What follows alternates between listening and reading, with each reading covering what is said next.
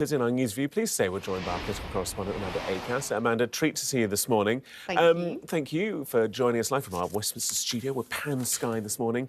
Let's just start with the front page of The Guardian. We've got to kind of pick up on the weather, don't we, a little bit. Is this the new normal, asks The Guardian. And it's just the figures in this, Amanda, that are remarkable. So, obviously, we've talked lots about the weather in the UK, but kind of more broadly across Europe. 94 million people across Western Europe experience temperatures of more than 35 degrees Celsius, according to the paper, and 350 million people, two-thirds of the continent's population, temperatures of more than 30 Celsius, according to Agence France Presse calculations that they've done, quoted by The Guardian. You know, it is incredible weather, but incredible in many respects for all the wrong reasons. Yeah, absolutely. I mean, there's nowhere to escape it, is it? Is there really? I mean, in the UK, we think we've had it really bad, but look at what it's been like in parts of France and Portugal and so on. I mean, it is quite extraordinary, and we're only in June, aren't we? I guess the issue for the UK in particular is how ill-equipped we are for this kind of extreme weather. I mean, it's pretty indicative, isn't it? 1,000 schools and nurseries closed or partially closed in England and Wales today, including my son's nursery, I hasten to add. But I don't blame them. It's basically a cabin with no air conditioning. It becomes an absolute oven. So, I mean, it's very difficult to deal with when we don't really have the infrastructure set up for it. Yeah, and children obviously struggle to kind of regulate their temperature, and it's just harder also for them to understand and explain. Shout out also to Oliver Whitfield-Mirchich, who yesterday spent the morning with the young people at a daycare centre. It was some of the most adorable television I've seen. They were loving it. They were so cute. And their enthusiasm there, I think, was indicative of you know, all of us. Their enthusiasm did wane a little as the morning went on, as they got hotter and a bit more kind of everyone's tired. wilting. Once it gets past 30, it's just too much, isn't it? Little bit the case there. But, you know, the red warnings continue, obviously, then amber warnings, then yellow warnings for storms as well. So that's the front page of The Guardian. Let's talk all things politics, shall we? This is The Times. Focus on the north. Yes, I think this is really interesting, and I'm surprised it's taken this long to come up, really. It's basically Labour MPs who are concerned that Andy Burnham's focus on the north and talking so much about the north-south divide, how the north has been left behind by West, has led some MPs to be concerned that he's at risk of antagonising, putting off voters in key constituencies in the rest of the country, in the south, in the west, even in the Midlands, in London, a lot of places that have been key power bases, particularly London, for Labour in the past. Potentially the former mayor of Greater Manchester risks sort of putting them off by some of his rhetoric, particularly given that it's emerged that he's saying that he will actually have an office, a number 10 in the north, in a kind of effort to signal to Whitehall that it's not just about London, and that he will be spending time outside of Westminster and other parts of the country. Now, of course, many of his supporters see all of that as a really good thing. Clearly, we do have an incredibly London-focused political system, and he has always been a very keen proponent of devolution and of spreading power and taking more financial decisions in different parts of the country. But it's interesting that there is a bit of a pushback, and there's also an interesting line that he's one of the policies he's supported in the past is replacing council tax with a land value tax, which is an annual charge based on a home's market value, as opposed to kind of the set rates of council tax bands.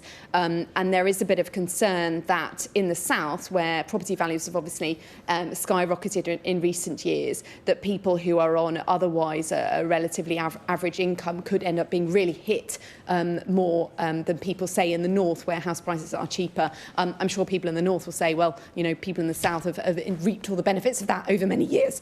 Excuse me, but I think it's quite interesting and just a sign of the huge Labour coalition he's going to have to try and bring together if and when he takes over as PM.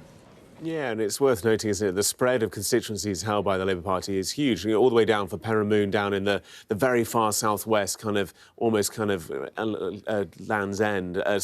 Land's End, all the way up to the West Hebrides as well. And it's You know, you've got to feel for the people of, you know, I don't know, East Anglia and down in the southwest, because there's always the focus on the north, always the focus on London, then we talk about Scotland and Wales, but there is so much more of the UK to kind of bring into this coalition, like you say, and you know, in part of trying to do so, it does feel as though we're kind of getting a cast of old characters a little bit, aren't we? Because on the front page of the Times, references to Ed Miliband potentially taking up, you know, senior positions again, and you're like, well, these are people that we were talking about, well, what, back in 2010, Miliband winning the Labour leadership election race there, beating Andy Burnham. And it's kind of an interesting time how politics is repeating itself kind of almost 15 years on. Yes, it's interesting, isn't it? I mean, I think Ed Miliband has been a key ally of Andy Burnham for a long time. I mean, he's the first cabinet minister who went to Keir Starmer long before the local elections and said he thought that he needed to stand down. Members of his team were seconded to go and work with Andy Burnham in Makerfield. So I don't think there's much surprise, this idea that Ed Miliband is taking a key role in advising Andy Burnham on his fiscal policies as part of that transition. I mean, I think he was being widely tapped up as Andy Burnham's future Chancellor, which goes a bit further than perhaps this story in the Times, which is more suggesting he's helping drawing up policy behind the scenes. Whereas actually it's quite interesting to compare it with the front page of the Telegraph, because they're saying, well, Andy Burnham's calling on the idea of Ed Miliband as Chancellor, because I think there is a bit of a pushback, particularly given his commitment to net zero, that being his flagship policy, and the kind of pushback that that's had recently, and the sense that he's sort of the standard bearer of the kind of most left-wing fiscal policy, as it were, and whether Andy Burnham, given all the problems with the public finances, given his promises about defence investments and so on, whether he's going to end up having to tax slightly more to the centre than perhaps people thought he would, and whether that could be more difficult for him with Ed Miliband being his Chancellor. There's talk of maybe a deal with Wes Streeting. That could be the reason why he pulled out of the leadership race. Or indeed, even Shabana Mahmood, the Home Secretary, seen as a very safe pair of hands, but also someone really from the right side of the party, although she said to really be more interested in continuing her work at the Home Office. Let's talk about the situation on page 4 and 5 of This is the Daily Mail. Heartbreak of the betrayed families. This is the Ockenden report into the situations, the failings at the Hospital Trust in Nottingham. Report exposes full appalling failings, says the paper. Failures in neonatal care that may have contributed to long-term brain injury, unstable leadership, bullying and toxic culture, inappropriate use of various drugs, poor telephone risk assessment. It goes on and on and on. And that is known only too keenly and also unfairly for the families affected. I mean, the headlines of this are just absolutely appalling, and the details are completely heartbreaking. I think it's obviously such a major report, such a big moment in the history. Slow understanding of the tremendous failings of maternity care in this country. But I mean, in terms of the headlines, over 10 years, 156 babies, 6 mothers died because of poor care at the Nottingham University's Hospitals NHS Trust.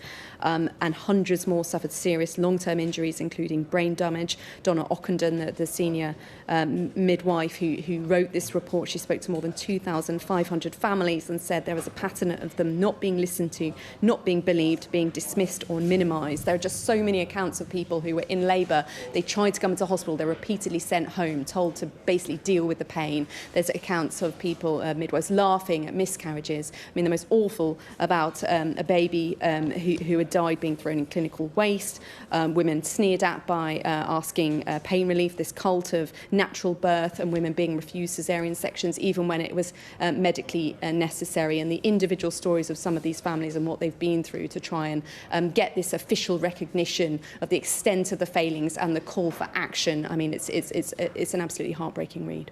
It really is, and there's plenty of coverage on the situation. Shaman Freeman-Powell's report here on Sky News, plenty more on the Sky News website and app. Let's just take a moment just to finish on a slightly different note. Daily Mirror, page 21. This is just an image of the King with the caption, King Fu Fighting. I'm just taken, Amanda, by the fact that he had to put his plastic covers on his shoes to keep the mats clean. And so No, there with is his the lovely suit and his handkerchief. suit, handkerchief, tie, his pins all in the perfect position. And then somebody said to the king, sorry, Your Majesty, just need to put the blue covers on if you don't I mind. know. He's not doing any kung fu moves, though, is he? I wouldn't put it past him. Plenty more on All the Day's stories to come with Wilf and Anna.